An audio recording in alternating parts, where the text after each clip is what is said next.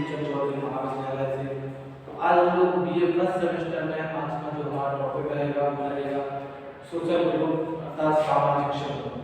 तो सामाजिक समूह किसे कहते हैं, इसका अर्थ क्या है, इसकी परिभाषाएं क्या है, इसके बारे में आज हम लोग अध्ययन करेंगे। तो सबसे पहले हम देखते हैं कि सोशल ग्रुप होता क्या है। वास्तव में मनुष्य का जो जीवन है वह एक सामूहिक जीवन है। सामूहिक जीवन का मतलब हुआ कि सब लोगों का एक संयुक्त रूप से मिलना, एकत्रीकरण। सामान्य तौर पर हम देखते हैं कि जब व्यक्तियों का एक ग्रुप बन जाता है, जब व्यक्ति एक साथ एकत्रित हो जाते हैं तो सामान्य तौर पर उसे हम सोशल ग्रुप या सामाजिक समूह कहते हैं। यह बात सही है कि अगर लोगों का एकत्रीकरण हो रहा है तो उसे आप सामाजिक समूह की श्रेणी में रख सकते हैं, परंतु यह उतना सत्य नहीं है जितना हमें आवश्यकता है, जितना हम उस समूह के बारे में अध्ययन करना चाहते हैं। यह इतना काफी नहीं होता कि लोगों का ग्रुप बन गया उसे हम सामाजिक समूह कहते हैं, यह इतना ज्यादा विस्तृत नहीं है। जबकि अगर इसके वास्तव में इसके अर्थ के बारे में बात करेंगे तो हम देखते हैं कि सामाजिक समूह में, जैसे आपने देखा होगा नॉर्मली पार्कों में लोग बैठते हैं, एकत्रित होते हैं, बस है, बस में बहुत सारे लोग बैठते हैं, एकत्रित होते हैं। इसके अलावा ट्रेन के डिब्बों में भी कई व्यक्ति एक साथ बैठते हैं, लेकिन वो है केवल एक एकत्रीकरण है, एक ग्रुप है, लेकिन इसका मतलब ये है वो सामाजिक ग्रुप है। सामाजिक ग्रुप में व्यक्ति क्या होता है, किसी विशेष आधार पर एक दूसरे से जुड़ा हुआ है, भावात्मक रूप में एक दूसरे से जुड़ा हुआ है।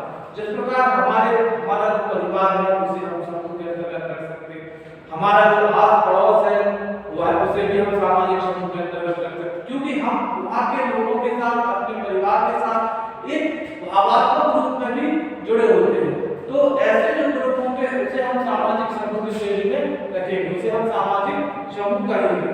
जब कुछ व्यक्ति किसी विशेष आधार पर अपने ही समान कुछ दूसरे व्यक्तियों के संपर्क में आते हैं तो उसे हम सामाजिक समूह की श्रेणी में रखते हैं।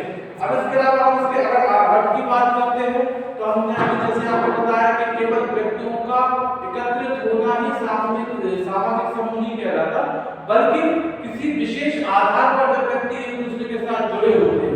विशेष आधार का मतलब होता है जैसे फैमिली के सदस्य हैं, परिवार पड़ोस के सदस्य हैं, तो ऐसे लोग जो किसी न किसी रूप में हमसे संबंध रखते हैं, हमारे उनके प्रति कुछ कर्तव्य है, उनके हमारे प्रति कुछ कर्तव्य है, और वह जो समूह बनाया जाता है समूह वास्तव में वही सामाजिक समूह कहलाता है।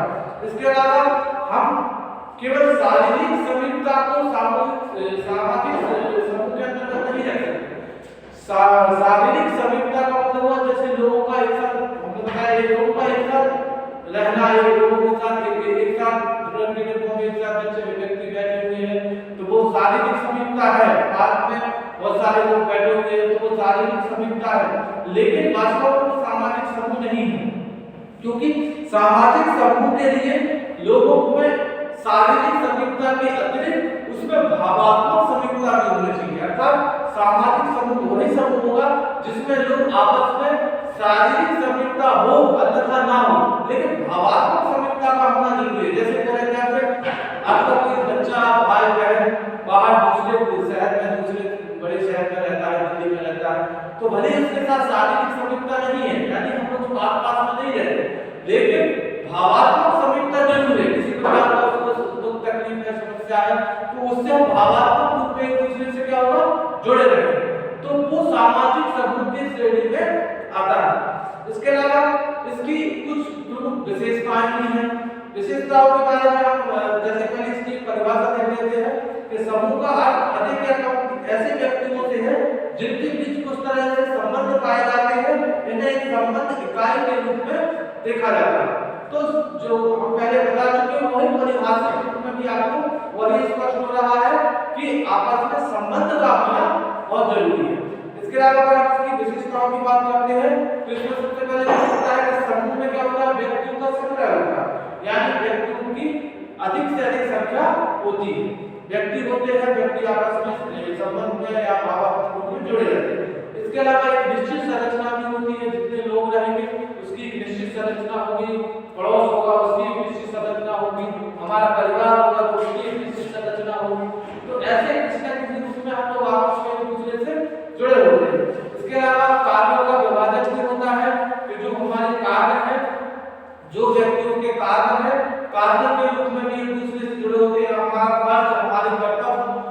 परिवार के प्रति क्या है, हमारे आस पड़ोस के प्रति क्या है।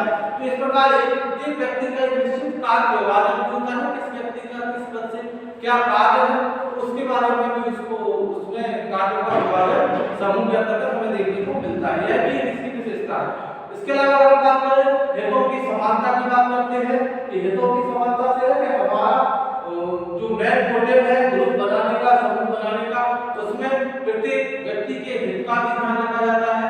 किसी भी प्रकार की कोई भी समस्या उस समूह के अंतर्गत नहीं आनी चाहिए। अगर कोई समस्या आती है तो उसका निवारण करने के लिए हमारा जो समूह है, जो ग्रुप बनाया गया है, उसमें सभी लोग एक दूसरे को सहयोग करते हैं। जैसे अगर हम कहें जाति के आधार पर कोई समूह बना है, जैसे विभिन्न जाति के लोग हैं, या निम्न जाति के लोग हैं, या उच्च जाति के लोग हैं, या इस जाति के लोग हैं, तो जो जातियों का जो समूह बनेगा वो भी एक सामाजिक समूह के अंतर्गत ही आएगा, क्योंकि उन सभी एक ही जाति के व्यक्तियों की समस्याओं का निवारण करने के लिए वो सभी एक तरफ से पूरा ग्रुप उसमें काम करता है और सभी के हितों का उसमें ध्यान रखा जाता है।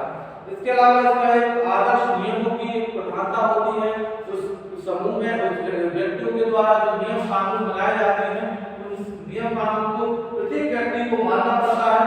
प्रत्येक व्यक्ति के नियम जो उस समाज में व्याप्त है, उस समूह के सदस्यों को उस सारे नियमों को फॉलो करना पड़ता है। इसके अलावा मनोवैज्ञानिक संगठन भी होता है, साइकोलॉजिस्ट, मनोविज्ञान साइकोलॉजिस्ट, जो साइकोलॉजी होती है या जो मनोविज्ञान होता है वो है मन का विज्ञान। मनोविज्ञान क्या कहते हैं? मन का विज्ञान। तो मन से भी एक दूसरे से जुड़े रहते हैं। मनोवैज्ञानिक संगठन रहता है, प्रत्येक व्यक्ति के ऊपर एक दबाव रहता है, प्रत्येक व्यक्ति को उसमें एक मन के भाव के कारण एक दूसरे से जुड़ा लगाव बना रहता है और आवश्यकता पड़ने पर एक दूसरे के सहयोग के लिए वो है तत्पर रहते हैं। इसके अलावा ऐच्छिक सदस्यता, ऐसे समूह में ऐच्छिक सदस्यता भी होती है। ऐच्छिक मतलब होता है कि जो सदस्यों को अपने इच्छा के अनुसार किसी ग्रुप का सदस्य बनने के लिए उसको अपनी इच्छा के अनुसार वह उस समूह का सदस्य बन सकता है। उसके अलावा नियंत्रण भी होता है, नियंत्रण का अभिकरण होता है। जैसे जो समूह है उस पर किसी न किसी व्यक्ति का नियंत्रण होता है, जिसके संपर्क में आकर सभी व्यक्तियों का जो समूह है वह नियंत्रण में कार्य करते हैं। इसके अलावा इसके कई प्रकार भी होते हैं। इसमें अगर हम बात करें तो प्राथमिक समूह, द्वितीयक समूह भी आता है। प्राथमिक समूह में हमने बताया जो परिवार है, छोटे-छोटे से ग्रुप है, खेल के साथी हैं, जो सहयोग जो साथ में खेलते हैं, वो भी इस प्राथमिक समूह के अंतर्गत आते हैं। और द्वितीयक समूह में बड़े-बड़े कारखाने आ जाते हैं, बड़े-बड़े कंपनियां, फैक्ट्री आ जाती है, बड़े-बड़े विश्वविद्यालय आ जाते हैं।